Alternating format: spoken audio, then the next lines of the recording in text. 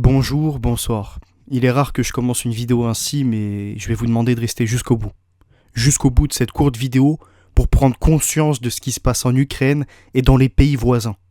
Du trafic humain qui a lieu actuellement. On nous parle de la guerre avec la Russie, entre l'Ukraine, avec des Européens qui fournissent des armes, des Occidentaux qui y participent quelque part. Mais derrière tout ceci se cache autre chose. Un déplacement de population. L'autre visage de la guerre. Le trafic humain. Voyez-vous, depuis quelques jours, quelques semaines, si ce n'est en vrai des années, le conflit entre l'Ukraine et la Russie au niveau des territoires, avec l'OTAN qui ne cesse de s'agrandir, qui ne cesse d'accéder aux frontières de la Russie, fait polémique. Certes. Mais une autre polémique devrait voir le jour et devrait mobiliser beaucoup plus de monde. Il s'agit du trafic humain. Il nous est montré du doigt. Le méchant russe. Il nous est montré comme ennemi, bombardant des civilisations, bombardant des peuples. Alors oui, il y a des bombardements, oui, il y a des morts comme dans toute guerre. Néanmoins, est-ce que ça nécessite le déplacement de millions de femmes et d'enfants, sans leurs conjoints, sans des hommes pour les protéger ? Car oui, les hommes sont obligés de rester pour aller combattre. Combattre pendant quelques semaines, quelques mois, jusqu'à ce qu'un traité soit signé et que ça en soit fini. Guerre en Ukraine, les hommes de 18 à 60 ans interdits de quitter le pays. Des armes ont été distribuées, des armes ont été acheminées par les Européens, par l'OTAN, par les Occidentaux, des Kalachnikovs, des missiles antiaériens, etc. Et le pire, c'est comme dans toute guerre, comme dans toute catastrophe, comme dans tout événement actuellement, depuis des décennies maintenant, ils nous mettent des visages, des symboles. Et là, notamment ces deux enfants qui sont à l'écran. Un qui a traversé des centaines, voire des milliers de kilomètres pour se retrouver entre guillemets à l'abri, et un autre qui se retrouve seul, abandonné quelque part. Abandonné, un symbole fort en disant qu'il va se mettre à l'abri. Va-t-il réellement se mettre à l'abri ? C'est ça la question. Va-t-il vraiment être protégé ? Un document de l'UNICEF nous dit tout le contraire. Les enfants non accompagnés, séparés de leur famille qui fuient l'escalade du conflit en Ukraine, doivent être protégés. Déclaration conjointe de Catherine Russell, directrice générale de l'UNICEF, et de Filippo Grandi, haut-commissaire des Nations Unies pour les réfugiés. New York-Genève, 7 mars 2022. Au cours de la semaine passée, plus d'1 million de personnes ont été contraintes de fuir l'Ukraine en quête de sécurité et de protection. Parmi elles, on recense des centaines de milliers d'enfants. Nombre de ces enfants en déplacement ne sont pas accompagnés ou ont été séparés de leurs parents et de leurs proches. Qui les a séparés ? Comment ça s'est produit tout ça ? Si les enfants privés de protection parentale courent un risque accru de violence, d'abus et d'exploitation, lorsque ces enfants sont déplacés hors de leur pays, les risques se multiplient. Le risque de traite des êtres humains est également exacerbé dans les situations d'urgence. Aussi, l'UNICEF et le Haut-Commissariat des Nations Unies pour les réfugiés, HCR, exhortent l'ensemble des pays voisins et des pays touchés à veiller à ce que les enfants non accompagnés et séparés de leur famille, qui fuient actuellement l'Ukraine, soient identifiés et enregistrés sans délai, dès qu'ils les auront autorisés à entrer sur leur territoire. Une parenthèse que je me permets d'ajouter dans ces informations qui nous donnent un haut le cœur, c'est que ça va justifier la mise en place d'identités numériques, de suivi, de capteurs, etc. Mais ça, on reviendra sur ce sujet plus tard. Un peu plus loin dans l'article, on nous dit « En Ukraine, près de 100 000 enfants, dont la moitié en situation de handicap, sont pris en charge en institution ou vivent dans des internats. Et nombre de ces enfants ont des membres de leur famille ou des représentants légaux en vie. Or, des rapports nous parvenant indiquent que les établissements tentent de déplacer les enfants à l'abri du conflit dans des pays voisins ou ailleurs à l'étranger. Des enfants protégés notamment dans des orphelinats sont en train d'être déplacés alors qu'il n'y en a pas la nécessité. Qui ça arrange ? Qui est à l'origine de tout ça ? Si nous reconnaissons que dans certaines circonstances, les évacuations humanitaires peuvent sauver des vies, et si nous saluons les efforts entrepris pour mettre les enfants en sécurité, il reste néanmoins primordial de prendre des mesures particulières tenant compte de l'intérêt supérieur des enfants et d'obtenir le consentement de leurs parents ou des personnes qui en ont la charge. Les familles ne doivent en aucun cas être séparées en raison d'un transfert ou d'une évacuation. Je vous mets un article à l'écran. Ukraine orphelinat feeder pour la traite des enfants, c'est un article anglais du HuffPost qui date de 2016. Et voici ce qui nous est dit dedans. Les gouvernements, les groupes confessionnels et les églises, les agences d'aide et les touristes bénévoles qui donnent de l'argent et des biens aux orphelinats ou construisent et rénovent des foyers pour enfants et d'autres institutions, peuvent financer par inadvertance la traite des êtres humains.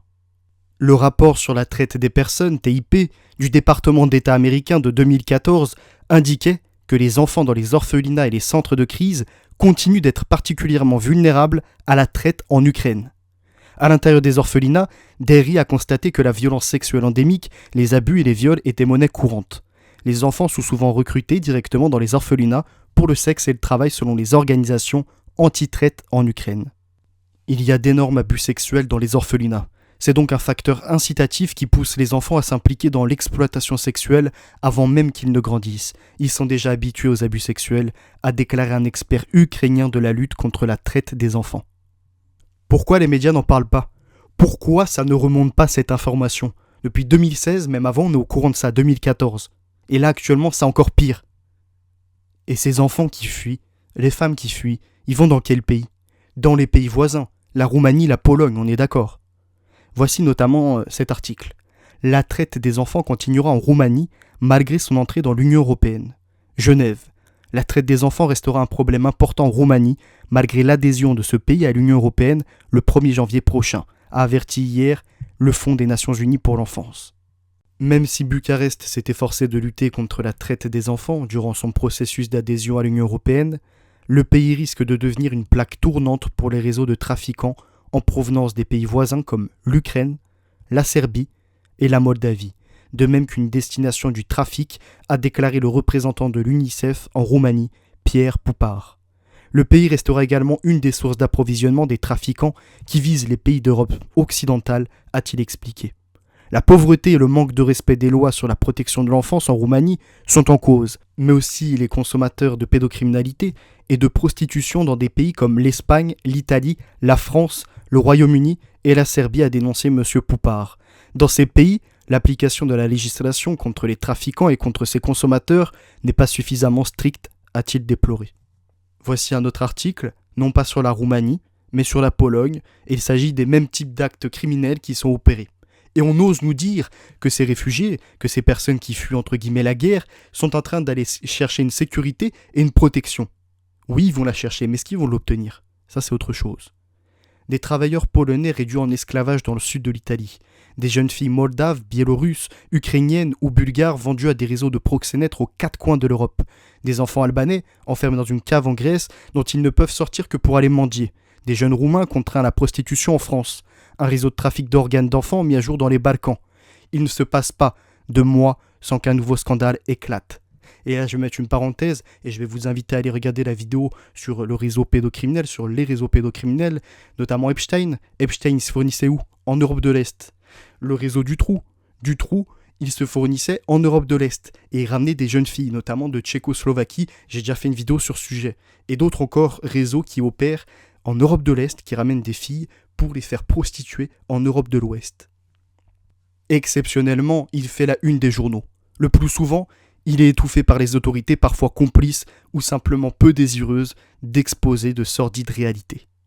Chaque année dans le monde, cette violation des droits humains touche entre 700 000 et 2 millions d'hommes, de femmes et d'enfants et rapporte quelque 9,2 milliards d'euros, ce qui en fait l'une des activités les plus rentables du crime organisé.